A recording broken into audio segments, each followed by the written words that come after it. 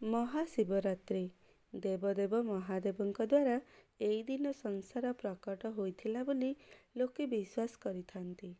ପୁରାଣର ଅନ୍ୟ ଏକ ଆଖ୍ୟାନ ଅନୁସାରେ ଦେବ ଓ ଅସୁରମାନଙ୍କ ଦ୍ୱାରା ସମୁଦ୍ର ମନ୍ଥନ ସମୟରେ ସେଥିରୁ ବାହାରିଥିବା ସମସ୍ତ ବିଷକୁ ଶିବ ପାନ କରି ଧରାକୁ ଏକ ଆସନ୍ନ ବିପଦରୁ ଉଦ୍ଧାର କରିଥିଲେ।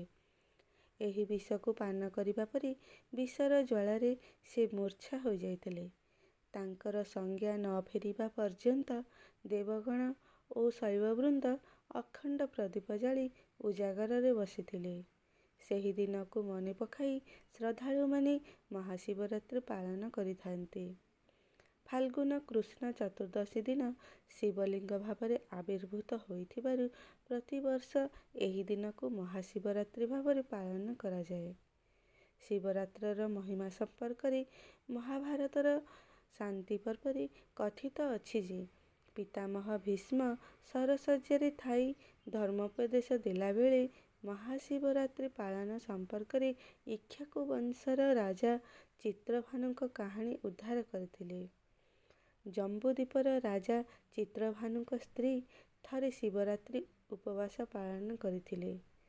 ସେ ସମୟରେ ଋଷି ଅଷ୍ଟବକ୍ର ରାଜଦରବାରକୁ ଆସି ରାଜାଙ୍କୁ ଏହି ଦିବସ ପାଳନର କାରଣ ପୁଚ୍ଛା କରିଥିଲେ। ରାଜା ଜାତିସ୍ମର ଥିବାରୁ ନିଜ ପୂର୍ବଜନ୍ମର କାହାଣୀ ବର୍ଣ୍ଣନା କଲେ।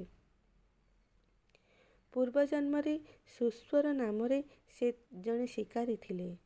ଦିନେ ବଣରେ ବୁଲୁ ବୁଲୁ ସନ୍ଧ୍ୟା ହେଲା। ନିଜ କୁଟୀରକୁ ଫେରି ନ ପାରି ରାତିରେ ହିଂସ୍ର ଜନ୍ତୁଙ୍କ କବଳରୁ ରକ୍ଷା ପାଇବା ପାଇଁ ସେ ନିକଟରେ ଥିବା ବେଲଗଛ ଉପରକୁ ଚଢ଼ିଗଲେ। ରାତିସାରା ବେଲପତ୍ର ଛିଡ଼ାଇ ତଳକୁ ପକାଇବା ସହ ନିଜ ପରିବାର କଥା ଭାବି ଲୁହ ଝରାଇବାକୁ ଲାଗିଲେ। ତାଙ୍କ ଅଜାଣତରେ ସେହି ଲୁହ ଓ ପତ୍ର ବିଲ୍ୱବୃକ୍ଷର ପାଦଦେଶରେ ଥିବା ଶିବଲିଙ୍ଗ ଉପରେ ପଡ଼ୁଥାଏ। ସକାଳ ହେବାରୁ ସେ ଶିକାର ଧରି ଘରକୁ ଫେରିଲେ। ପ୍ରଥମେ ଜଣେ ଭିକ୍ଷୁକ କିଛି ଖାଦ୍ୟ ଦାନ କରି ନିଜେ ଖାଦ୍ୟ ଗ୍ରହଣ କଲେ। କିଛି ବର୍ଷ ପରେ ତାଙ୍କ ମୃତ୍ୟୁ ହେବାରୁ ସେ ଶୈବଲୋକ ପ୍ରାପ୍ତ ହେଲେ।